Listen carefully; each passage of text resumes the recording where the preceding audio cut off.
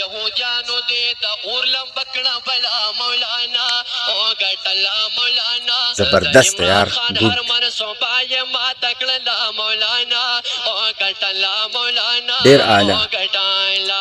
سلامونه ملګرو، ستاسو ورور یا زحمت ستار یم. د ملګري ډېر حد کړی دی، اپریشیټ کوم یې سره د مولانا فضل الرحمن د ده مطابق چې مولانا فضل الرحمن د عمران خان هره منصوبه یعنی هر مطلب کاونټلیس بې شماره دي، نو په هغه کې نمبر 1 چې کوم دی د ریاست مدینه کومه منصوبه د عمران خان وه، نو مولانا فضل الرحمن د ټول نه غټ او ښکلی کار دا کړی چې عمران خان دغه منصوبې تکمیل ته نه دی پرېښی، ځکه چې د دغې منصوبې مطابق په ملک کې امن، خوشحالي او انصاف راوستلي.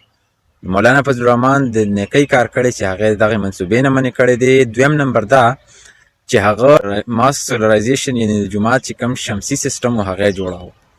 مولانا فضل الرحمن د دغې نه هم هغه منع کړو، ځکه چې د دغې په وجې سره یو خو نور ته تکلیف و، دویم عوامو ته سهولیات میلاوېدل. نو مولانا فضل الرحمن د دغه نیکۍ کار وکړو، هغه د دغې نه منع کړو، دغه منصوبه هم ناکامه کړه. دریم نمبر هغه دا منصوبه وه چې امام صاحبانو ته چې کوم د تنخوا ورکولو، نو دا هم هغوی ته ریلیف میلاوېدو، لهذا معاشرې ته د دې نه نقصان و. نو مولانا فضل الرحمن دغه منصوبه هم ناکامه کړه، د نیکۍ کار یې وکړو.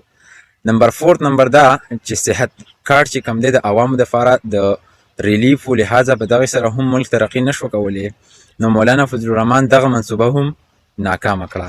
څلورم نمبر په سکول په نصاب کې چې کوم دی سیرت النبي صلی الله علیه وسلم راوستل د عمران خان د ټول نه غټ جرم و، ځکه چې په دغې سره به بیا سټوډنټان د سیرت نه خبر شوي وي. نو مولانا فضل الرحمن د دغې نه هم عمران خان منع کړو، دغه منصوبه یې ناکامه کړه. نو انتهایي د نیکۍ او صدقه جاریې کار یې وکړو.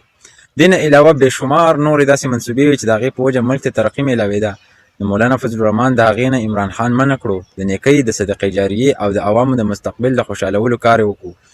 ملګرو زه خو نه پوهېږم، خو که په تشریح کې غلط شوی یم ضرور د کمنټ سیکشن کې د خپلې رایې مزید اظهار وکړئ، ځکه چې د عمران خان منصوبې بې شماره وي او ټولې مولانا فضل الرحمن ناکامه کړي دي، ځکه چې هغه منصوبې د ریاست مدینې مطابق وي.